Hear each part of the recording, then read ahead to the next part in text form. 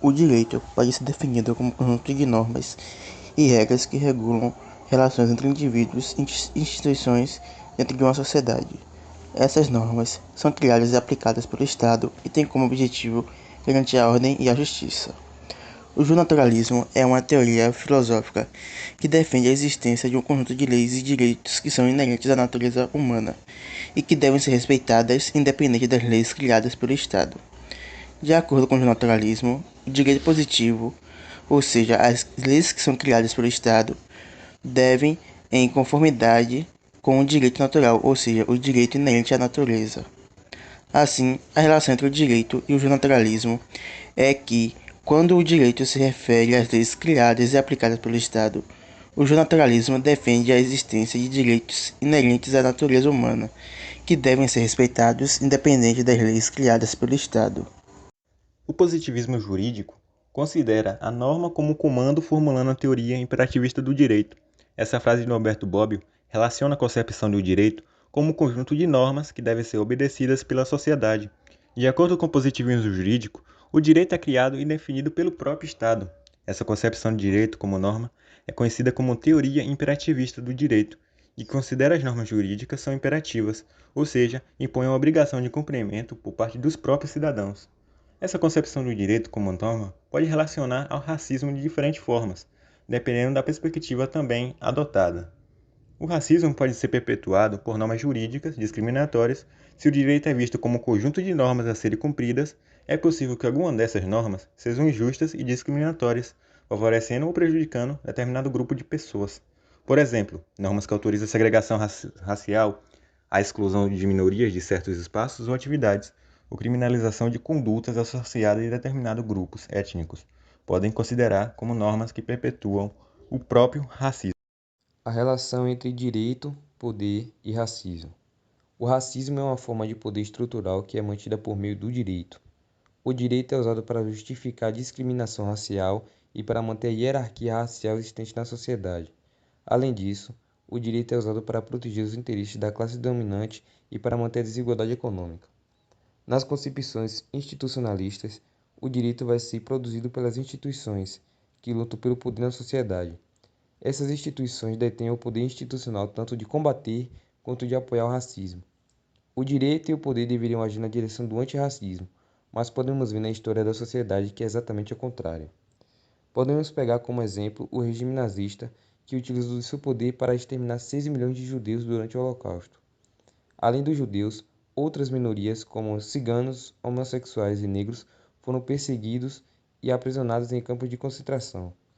Atualmente, ainda vemos grupos de extrema-direita de alguns países da Europa e dos Estados Unidos utilizando sua extensão de poder na forma de leis anti-imigração, direcionadas a pessoas oriundas de países de maioria não branca ou da imposição de severas restrições econômicas à minoria.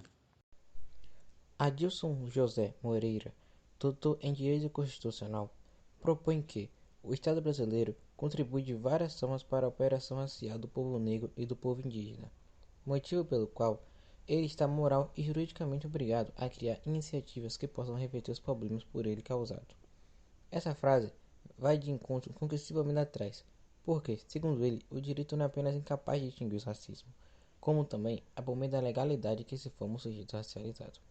Dito isso, a lei que define o que é aceitável e inaceitável em relação às diferenças raciais pode acabar reforçando estereótipos e preconceitos associados a determinados grupos étnicos.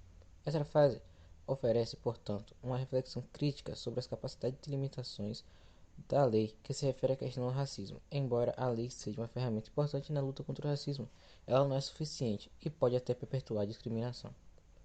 Isso também vem acompanhando de outra declaração dele, que diz que a lei que criminaliza os corpos pretos e empobrecidos condiciona o enquadramento marcado pela construção dos comportamentos suspeitos. E a lei é o Estado. O suspeito padrão é também um suspeito para o Estado. Ou seja, o Estado é racista porque está em uma sociedade racista. Esse é um dos pontos mais importantes que Silva traz para o campo do racismo e direito. A relação entre a legalidade e o racismo é complexa e multifacetada. Em muitos países, as leis foram historicamente utilizadas para promover e perpetuar o racismo, ao invés de combater e radicalizá-lo.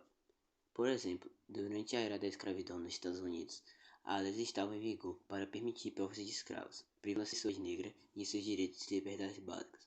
Mesmo após a abolição da escravatura, a lei Jim Crow foi implementada em muitos estados dos Estados Unidos, estabelecendo a segregação racial e perpetuando a discriminação sistemática. Essas leis exigiam a separação de pessoas negras e brancas em escolas públicas, transportes públicos, banheiros, restaurantes e outros espaços públicos. Já na África do Sul, durante o apartheid, as leis foram utilizadas para legalizar a discriminação e a opressão do povo negro. Atualmente, existem muitos exemplos de como as leis são usadas para perpetuar a desigualdade racial em todo o mundo. Por exemplo, as políticas de policiamento racialmente tendenciosas podem ser legalmente justificadas sob a alegação de proteção e segurança pública. Essas políticas podem levar a prisões desproporcionais de pessoas negras, alimentando o ciclo da pobreza e exclusão social. Embora a resistência contra o racismo tenha raízes mais antigas, foi no século XX que os movimentos sociais assumiram um decisivo protagonismo político. Além de disputas institucionais e até combates armados, os movimentos sociais formaram produção variada de intelecto e foram constituídos sob a influência das mais diversas matrizes culturais e ideológicas. Na busca pela sobrevivência, outras pessoas escravizadas também recorreram às autoridades, ainda que se arriscando não só a ação judicial, mas também a vida. Temos como exemplo Esperança Garcia, mulher escravizada, que no Brasil do século XVIII endereçou cartas às autoridades pedindo que fizesse cessar o sofrimento que seus senhores a faziam passar. O mesmo uso estratégico do direito pode ser observado na luta contemporânea contra o racismo, tomando como base a experiência dos advogados do movimento pelos direitos civis. Pode-se dizer que tiveram participação decisiva no desmonte do sistema normativo da segregação racial e nas conquistas de cidadania, utilizando dois argumentos jurídicos fundamentais: a promoção da pluralidade e da diversidade e a necessidade de reparação histórica às minorias. Na história, são mostradas pessoas que foram exploradas e oprimidas e que estabeleceram modos de vida, estratégias de sobrevivência e de resistência utilizando-se do direito como uma ferramenta. No Brasil, Luiz Gama foi o grande exemplo desta luta contra o sistema, pois sabia que o direito era uma ferramenta dos senhores, a qual era preciso manejar para o momento oportuno voltá-la contra o próprio senhor.